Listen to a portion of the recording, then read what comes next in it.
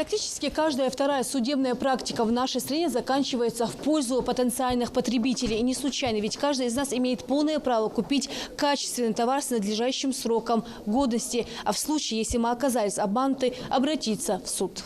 Закон о защите прав потребителей – это тот самый нормативно-правовой акт, который пользуется особой востребованностью в нашей стране. Чем развитее рынок услуг, тем больше нарушенных прав людей. Всем и каждому нужно знать свои права, а в первую очередь студентам юридического факультета. Именно поэтому конкурс на знание основ потребительского законодательства в сфере защиты прав потребителей проводится среди них. Каждый участник подготовил свою научную работу и изучил отдельные нормы законодательства.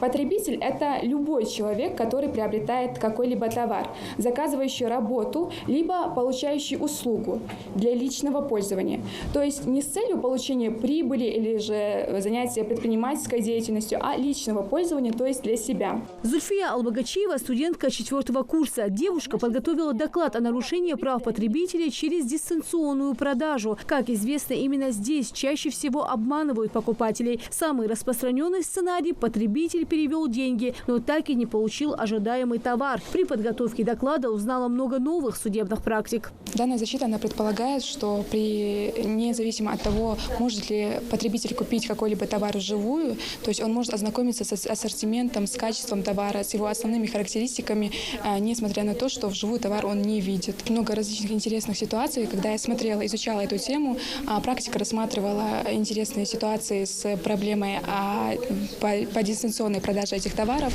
и там указывалось, что очень часто продавцы, они указывают минимальный порог стоимости товара, и за счет этого ущемляло права потребителей. А у Ясмины Албаковой доклад скорее собственное расследование. Участница конкурса изучила много частных случаев в регионе. Тема актуальна – нарушение прав в области коммунальных услуг. Чаще всего проблемы бывают связаны с тем, что качество оказываемых услуг оно недостаточно высокое. То есть, допустим, вы покупаете электричество, да, вот вы же оплачиваете электричество, которое вам поступает, но у некоторых граждан получается так, что при оплате полной стоимости и в полном качестве, то есть 220 вольт напряжения электричества, они получают электричество с намного меньшим напряжением, тем самым нарушая гражданское законодательство и закон о защите прав потребителей в сфере ЖКХ. Организатором конкурса на знание потребительского закона выступило Министерство промышленности и цифрового развития Ингушетии. Мероприятие проводит именно среди молодежи в рамках государственной программы Минпромсвязи России, которая направлена на просветительскую работу среди студентов вузов и СУЗов Ингушетии. Все-таки молодежь – это тот прослой общества, который формирует, задает темп, рост того, куда надо в целом обществу двигаться.